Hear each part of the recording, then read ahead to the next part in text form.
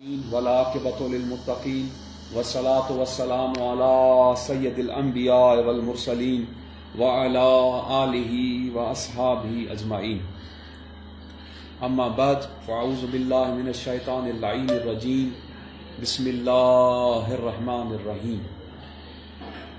معزز سامعین، حضرات، مخلصین، محبین، السلام علیکم ورحمۃ اللہ وبرکاتہ۔ جیسا کہ درس کا سلسلہ 2 دن سے ہم نے شروع کیا، آج اس درس کا تیسرا دن ہے اور اس دن تیسرے دن میں ہم ایک اور موضوع، مختلف موضوع جو سلسلہ عالیہ نقشبندیہ مجددیہ کے قلبی ذکر کے متعلق ہے اور لطائف کے متعلق لطائف کیا چیز ہیں، قلبی ذکر کی فضیلت ذکر جہر پر کیسی ہے، اس موضوعات کے متعلق ہم آپ کو چند مفید باتیں اللہ تعالیٰ کی مدد، اللہ تعالیٰ کی توفیق اور اللہ تبارک و تعالیٰ کی عنایت سے بتائیں گے۔ تو معزز، تو طالبان طریقت کو یہ جاننا چاہیے، یہ بات ہم بالخصوص اپنے سلسلے کی بات کرتے ہیں کیونکہ ہمارا سلسلہ نقشبندی مجددی ہے، نقشبندی مجددی۔ تو اس سلسلے کو جو فضیلت ہے نقشبندی مجددی کو، وہ ذکر خفی سے ہے، یعنی ذکر قلبی سے۔ یہ ذکر خفی اس سلسلے میں کیسے آیا، کہاں سے آیا، کب شروع ہوا، اس کے بارے میں مختلف روایات ہیں، اور جو صحیح ترین روایت ہے کہ سلسلہ عالیہ نقشبندیہ کے امام سیدنا حضرت صدیق اکبر رضی اللہ تعالیٰ عنہ ہیں۔ اس کے بعد یہ سلسلہ سب سے پہلے یہ سلسلہ صدیقیہ کہا جاتا تھا، سیدنا صدیق اکبر کے بعد۔ اس کے بعد جب اس سلسلے میں حضرت خواجہ بایزید بستامی ایک بہت بڑے شیخ گزرے ہیں جنہیں سلطان العارفین کہا جاتا ہے اور بہت بڑے ولی اس امت محمدیہ کے، اور ان کے جب وہ اس مسند پر بیٹھے تو ان کے بعد یہ سلسلہ خواجگانیہ کہلانے لگا۔ اس کے بعد تیفوریہ کہلانے لگا، تیفوریہ کیونکہ ان کا لقب تھا خواجہ بایزید کا، ابو یزید بستامی، اور انہیں خواجہ تیفور بھی کہا جاتا ہے۔ اس کے بعد اس سلسلے کے ایک اور مشہور شیخ آئے ہیں جو حضرت خواجہ ابو یوسف حمدانی کے مشہور و معروف خلیفہ، اور ہمارے اس سلسلے کے خواجگان کے حلقے کے سردار حضور قطب الاقطاب غوث الثقلین امام العارفین پیر پیران قیوم جہان قدوۃ العرفاء والصالحین سیدنا حضرت خواجہ عبد الخالق غجدوانی رضی اللہ تعالی عنہ۔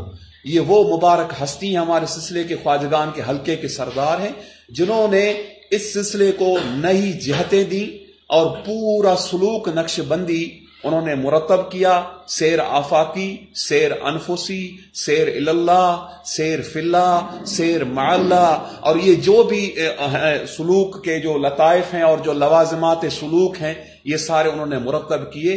تو ان کی اللہ نے ان کو وہ مقام اور مرتبہ دیا کہ ان کی وجہ سے اب یہ سلسلہ خواجگانیہ کہلانے لگا۔ تو حضرت خواجہ عبد الخالق غجدوانی وہ بزرگ ہیں جنہوں نے اس سلسلے کے مشہور جو اصطلاحات ہیں، 8 اصطلاحات جنہیں اصطلاحات صوفیہ یا اصطلاحات نقش بندیہ کہا جاتا ہے، یعنی سفر در وطن، خلوت در انجمن، یاد کردن، نگہداشت، وقوف عددی، وقوف قلبی، وقوف زمانی، اور یہ ایسی جو اصطلاحات نقش بندیہ جن کی بعد میں ہم تشریح کریں گے، تو یہ چیزیں انہوں نے یہ اصطلاحات نقش بندیہ بنائی اور اس سلسلے کو بہت بڑا عروج اور بہت بڑے کمال پر حضرت سیدنا خواجہ عبد الخالق غجدوانی رضی اللہ عنہ نے پہنچا۔ اتنے بڑے شیخ تھے، اتنے بڑے ولی تھے اپنے زمانے کے میں، اتنا اللہ نے ان کو مقام دیا۔ ان کا مزار مبارک غجدوان میں ہے۔ غجدوان ایک موضع ہے، ایک قریہ ہے جو مضافات ازبکستان، جو ابھی رشین مسلم اسٹیٹس، جو رشیا سے جنہوں نے آزادی لیے، وہ ایک رشین مسلم اسٹیٹ ہے ازبکستان، اس میں غجدوان ایک علاقہ، وہاں پر آپ کا مزار پر انوار ابھی تک موجود ہے۔ ایک واقعہ حضرت خواجہ عبد الخالق غجدوانی کے بارے میں ایک آتا ہے، کئی آپ کی کرامات ہیں، کئی واقعات ہیں آپ کی، لیکن ایک مشہور میں آپ کو، کیونکہ آج کل کے لوگ جو ہیں وہ کرامات سننے کے بھی شوقین ہوتے ہیں، حالانکہ اولیاء اللہ کو اللہ تبارک و تعالیٰ نے جو مقامات دیے، ولی کا کام یہ ہے کہ مردہ دل کو زندہ کرے۔ کامل ہم اس کو مانتے ہیں جو کسی کا مردہ دل، مردے زندہ کرنا آسان ہے، وہ تو مجذوب اور درویش اور وہ اللہ والے انہوں نے مردے بھی زندہ کیے، لیکن ولی کا اصل کامل ولی کا کام انسان کا مردہ دل کو زندہ کرنا، اللہ کے ذکر سے روشن کرنا۔ بندہ مر جائے گا، فنا ہو جائے گا، اگر دل زندہ ہو گیا، قلب اس کا ذاکر ہو گیا تو دل نہیں مرے گا، وہ دل اللہ اللہ کرتا رہے گا، قبر میں ہر جگہ وہ اللہ اللہ کرے۔ اصل الاستقامت و فوق الکرامہ قال الصوفیہ، کہ استقامت جو ہے صوفیہ کا قول ہے وہ کرامت سے زیادہ اس کا درجہ ہے، یعنی اس کا بہت زیادہ۔ لیکن کرامات اولیاء حق، تو بزرگوں نے لکھا ہے اولیاء اللہ کی کرامات حق ہیں، ہم اہل سنت جماعت مانتے ہیں۔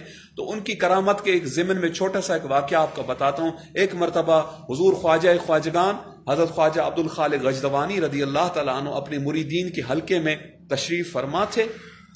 آپ کے مریدین حلقہ لگائے بیٹھے ہوئے تھے، تو اچانک ایک نہایتی نورانی شکل و صورت کا شخص آپ کی محفل میں حاضر ہوا اور آپ کو سلام کیا، سلام کر کے دو زانو ہو کر آپ کے حضور میں بیٹھا۔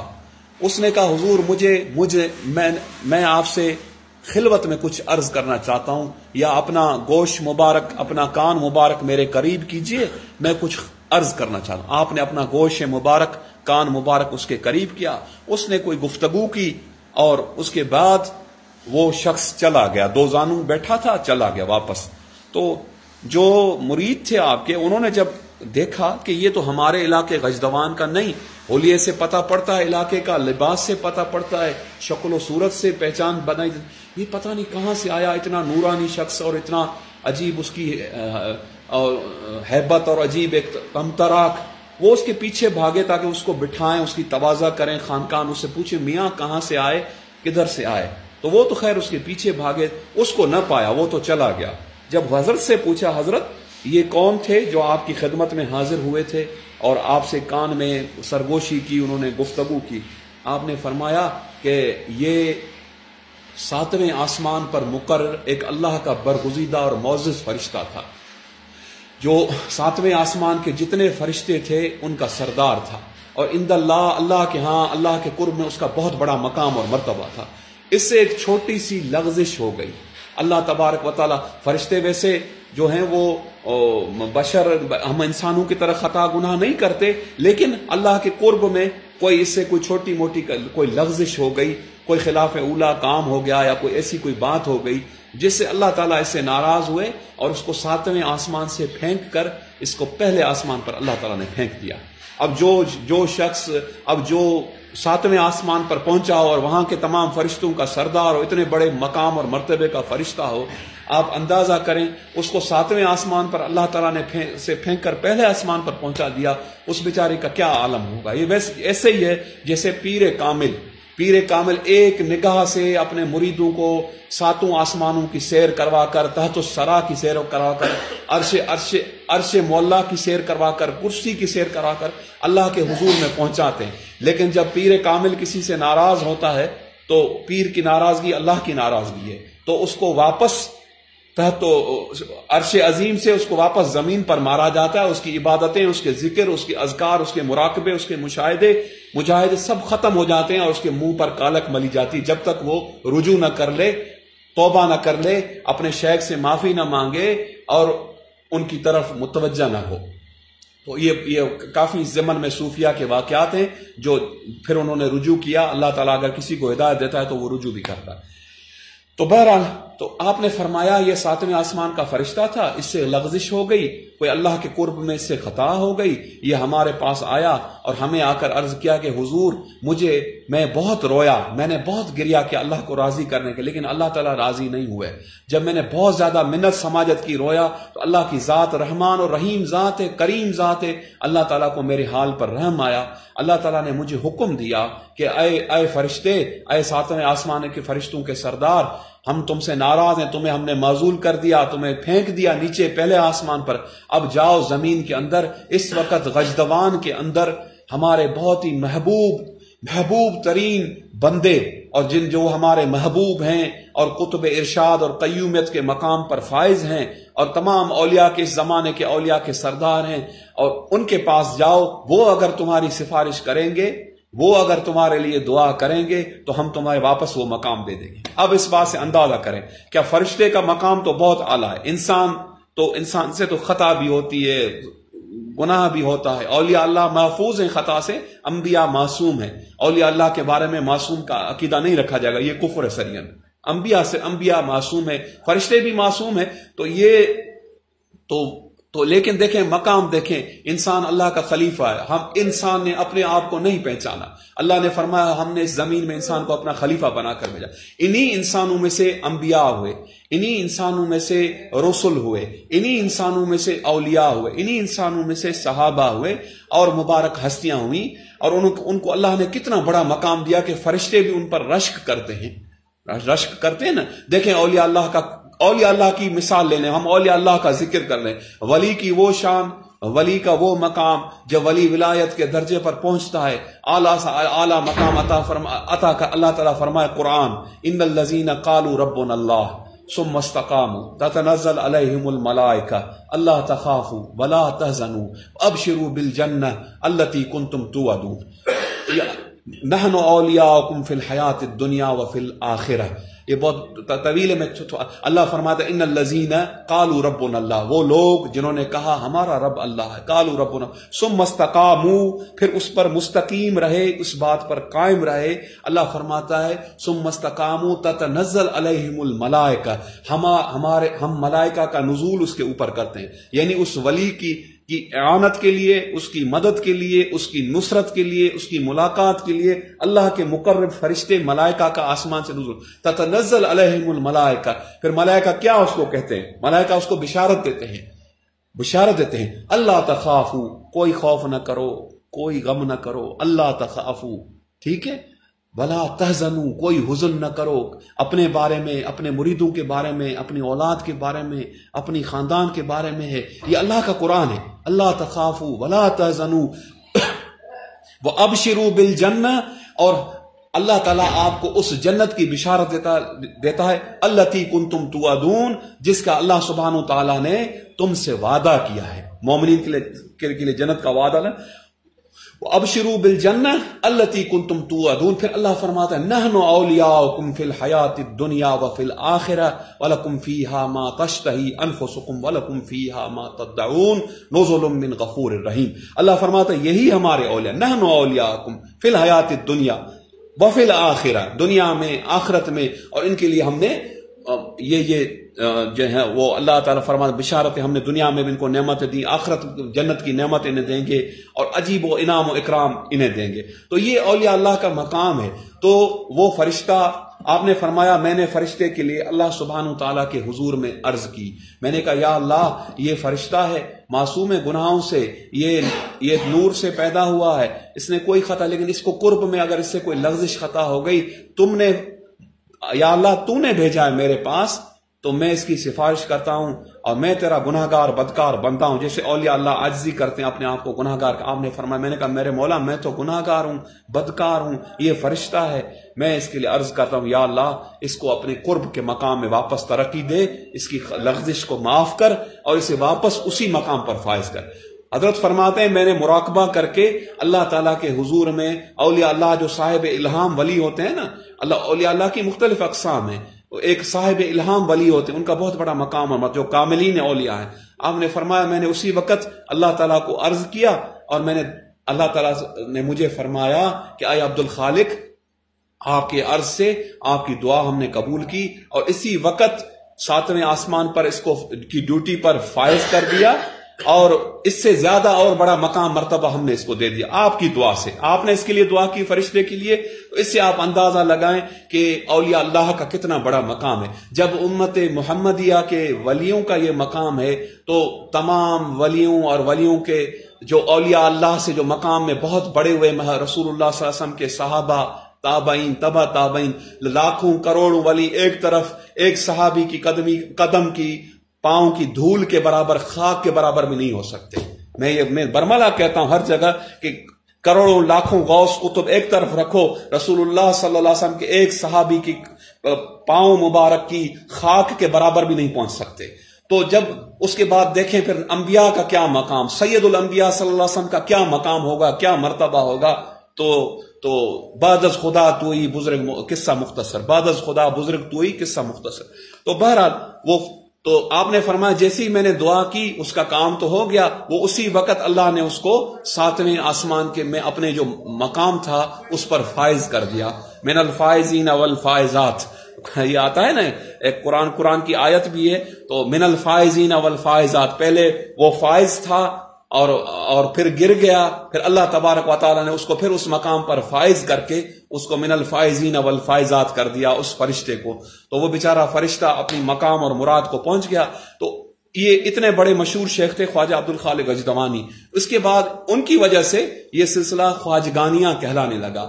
اس کے بعد اس سلسلے کو جو صحیح معنی میں جو جہت دی اور جو عروج دیا پورے جہان میں، اس کی جو وجہ تسمیہ بنا نقش بندی وہ حضور شہنشاہ نقش بند، امام قطب الاقطاب، غوث الاغواس، پیران پیر سیدنا بہاؤالدین محمد بہاؤالدین نقش بند بخاری المعروف شاہ نقش بند رضی اللہ تعالیٰ عنہ و ارضا عنہ کی ذات مبارک ہے.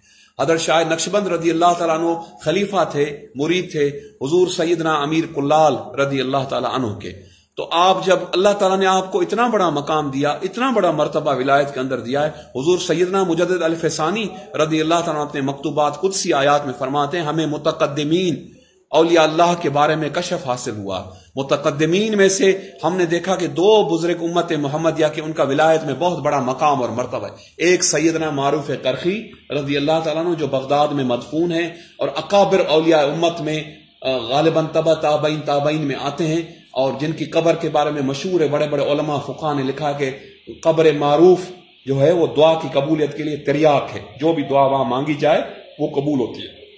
ایک ان کے بارے میں، دوسرا شاہ نقشبند کے بارے میں آپ نے فرمایا. متقدمین اولیاء میں ہم نے ان کی بڑی شان دیکھی، بڑا مقام اور مرتبہ دیکھا.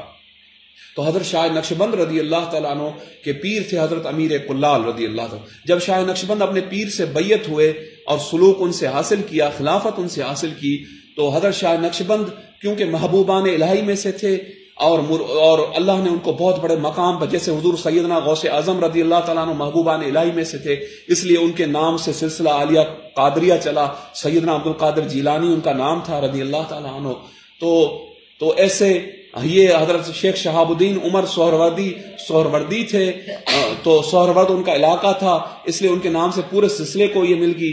حضرت مجدد الف ثانی کے لقب مجدد الف ثانی کی وجہ سے یہ سلسلہ مجددی ہو گیا. تو حضرت شاہ نقشبند رضی اللہ عنہ بھی محبوبان الہی میں سے تھے، بہت بڑے کامل اکمل مرشد تھے. تو انہوں نے فرمایا، شاہ نقشبند کے بارے میں آتا، خود شاہ نقشبند فرماتے ہیں میں نے اللہ تعالیٰ کے حضور میں 15 دن سجدے کے اندر سر رکھ کر رو کر اللہ تعالیٰ سے عرض کی، میرے مولا ہمارے سلسلے کے سالک ہمارے سلسلے کے طالب پہاڑوں میں مجاہدہ کر کے انہوں نے اپنے وجود کو ختم کر لیا ہے، وہ گوشت ان کا گل گیا ہے، وہ پنجر کی طرح ہو گئے، بالکل ہڈیاں ان کی بوسیدہ ہو چکی ہیں، اور اتنے مجاہدے اتنی کٹھن ریاضتیں انہیں کی ہیں. یا اللہ مجھے کوئی ایسا طریقہ عطا فرما، کوئی ایسا سلسلہ عطا فرما جو سید الانبیاء صلی اللہ علیہ وسلم کی سنت کے مطابق ہو، شریعت مطہرہ کی سخت پابندی ہو، اور تیرے تک پہنچنے کا قریب ترین وہ سلسلہ ہو، اقرب اور قریب ترین ہو. تو حضرت شاہ نقشبند 15 دن تک سجدے میں پڑے رہے، صرف فرض نماز کے لیے باہر آتے، پھر حجرے میں چلے جاتے، روتے گریا کرتے. 15 دن کے بعد یہ ہم گناہگاروں بدکار مریدوں کے لیے، ہم جیسے ناقص جو شاہ نقشبند کے ہم غلام ہیں، ہماری گردن میں شاہ نقشبند کا پٹا پڑا ہوا ہے. شاہ نقشبند نے ہم گناہگاروں کے لیے آسان طریقہ لیا، ورنہ اس سلسلے میں بھی کٹن مجاہدات تھے، جیسے قادری چشتی سہروردی میں مجاہدات کرتے ہیں، اور پتہ نہیں کیا کٹن میں. اس سلسلے میں صرف شریعت کی سخت پابندی، استقامت اور شریعت مطہرہ کی پابندی، اس کے بعد مراقبہ، ذکر، اذکار، اتنا زیادہ مجاہدہ نہیں ہے. لیکن میں یہ کہتا ہوں سب سے زیادہ جو سخت مجاہدہ ہے وہ شریعت کی پابندی ہے. کتنے بھی یہ صوفیاء اکرام مجاہدے کرتے ہیں ان کو ہم سب مانتے ہیں، لیکن شریعت سے کی پابندی سے بڑا کوئی مجاہدہ نہیں ہے، کیونکہ شریعت کی پابندی سے ہی سب کچھ حاصل ہوتا ہے، ولایت بھی حاصل ہوتی ہے، معرفت بھی حاصل ہوتا ہے، طریقت بھی حاصل ہوتی ہے. تو اگر شاہ نقشبند رضی اللہ تعالیٰ نے 15 دن کے بعد اللہ تعالیٰ نے آپ کو ایک نیا طریقہ جدید الہام کیا، جو یہ سلسلہ نقشبندی یا نقشبندیہ کہا جاتا ہے. آپ فرماتے ہیں جب مجھے یہ طریقہ الہام کیا گیا، آپ اپنے شیخ، اپنے مرشد حضرت خواجہ سید امیر کلال رضی اللہ تعالیٰ عنہ کی بارگاہ میں تشریف لائے. تو وہاں ذکر ہو رہا تھا، ذکر جہر. پہلے نقش بندی سلسلے میں ذکر جہر بھی ہوتا تھا، یعنی زبان سے ذکر، اور ذکر خفی یعنی مراقبہ بھی ہوتا تھا. اس وقت خلفاء ذکر جہر زبان سے ذکر کر رہے تھے، تو آپ اس حلقے سے اٹھ گئے، ادب کے ساتھ اس جہر کے حلقے میں نہ بیٹھے. تو آپ کے مرشد اللہ کے کامل ولی تھے، قطب ارشاد تھے.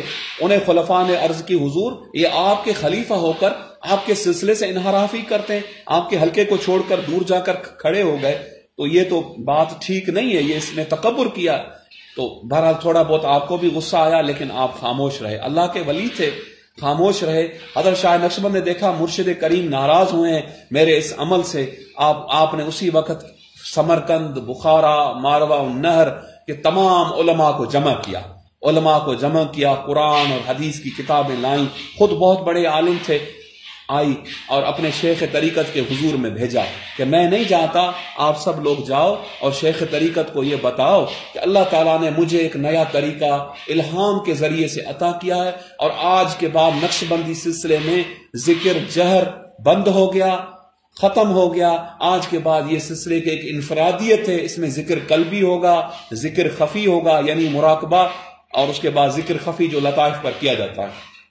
اور اس کی دلیل یہ قرآن کی آیت ہے. آپ نے قرآن مجید کی آیت اپنے شیخ، اپنے مرشد کے پاس جا کر حاضر ہوئے، پڑھی، علماء بھی موجود تھے، وہ مرشد بھی ان کے ولی تھے، اللہ کے عالم تھے، بہت بڑے کامل. آپ نے فرمایا، اللہ تعالیٰ قرآن میں فرماتا ہے وَاذْكُرْ رَبَّكَ فِي نَفْسِكَ تَضَرُّعًا وَخِيفَةً وَدُونَ الْجَهْرِ مِنَ الْقَوْلِ بِالْغُدُوِّ وَالْآصَالِ وَلَا تَكُن مِنَ الْغَافِلِينَ.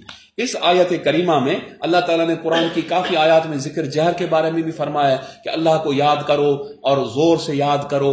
اس خاص آیت میں بالخصوص اللہ نے فرمایا اللہ کو یاد کرو، بس دل کے اندر یاد کرو، عاجزی کے ساتھ آہستہ آہستہ دل کے اندر اپنے قلب میں اللہ کو یاد کرو.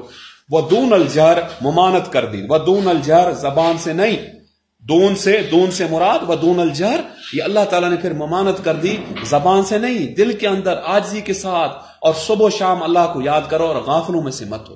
وَاذْكُرْ رَبَّكَ فِي نَفْسِكَ تَضَرُّعًا وَخِيفَةً وَدُونَ الْجَهْرِ. دیکھیں دون الجہر سے ممانت ہوگی کہ آپ نے زبان کو حرکت نہیں دینی، زبان کو تالو سے لگا دینا ہے، اور دل سے اللہ کرنی ہے، دل سے قلبی ذکر کرنا ہے، دل سے ذکر خفی کرنا ہے. من القول بالغدو والآصال ولا تکن من الغافلین. یہ آیت آپ نے اپنے مرشد، اپنے شیخ کے بارگاہ میں پڑھی اور انہیں ساری ماجرا بتائی کہ کیسے اللہ تعالیٰ نے مجھے یہ سلسلہ عطا کیا. تو شیخ تو ان کے بہت بڑے کامل ولی تھے، انہوں نے اپنے خلفاء جو معترضین تھے، جنہوں نے اعتراض کیا، انہیں فرمایا کہ اللہ نے اس کو بہت بڑا مقام دیا ہے، اب یہ سلسلے کا امام ہے، اب ہم اس کی پیروی کریں گے. اب جو شاہ نقش بند حکم کرے گا آج کے بعد وہی ہوگا، ذکر جہر بند کر دو، قیامت تک اس میں ذکر خفی رہے. اس کے بعد اس سلسلے کی انفرادیت کی وجہ سے دوسری نقش بند کی دوسری بھی 2-3 وجہ تسمیہ ہے. ایک اور واقعہ آتا ہے کہ نقش بند وہاں سمرقند کے اندر جو اونی جو قالین بنانے والے ہوتے تھے انہیں بھی نقش بند کہا جاتا تھا، جو قالین بناتے انہیں بھی نقش بند کہا. اور دوسری آپ کی جو وجہ تسمیہ ایک مشہور واقعہ ہے کہ ایک مرتبہ آپ تشریف لا رہے تھے، ایک کمہار وہ برتن بنا رہا تھا، ظروف بنا رہا تھا. کمہار جیسے بناتے ہیں برتن، وہ اپنے مخصوص اس اسٹائل میں کمہار بیٹھا تھا. کمہار کی نظر جیسی آپ کے چہرے مبارک پڑی، اللہ کے ولی اولیاء اللہ کے جو چہرے ہوتے ہیں نا، وہ اللہ تبارک و تعالیٰ کے انوارات اس میں ہوتے ہیں. جیسے رسول اللہ صلی اللہ علیہ وسلم نے فرمایا ہے کہ ولی کو دیکھنا وہ ایسے ہے، جب ولی کی پہچان ہے، جب ولی کو بندہ دیکھے تو اللہ یاد آ جائے. ولی کی نشانی ہے جب اس کا چہرہ بندہ دیکھے تو بندے کو اللہ یاد آ جائے. تو وہ کمہار تھا بیچارہ، ان پڑھ تھا، لیکن شاہ نقشبند کا جب اس نے چہرہ مبارک دیکھا، ان کے جمال زیبا پر جب نظر پڑی تو وہ بیچارہ دل میں اس نے کہا، فارسی میں آتا ہے کہ اس کمہار نے کہا کہ اے شاہ نقش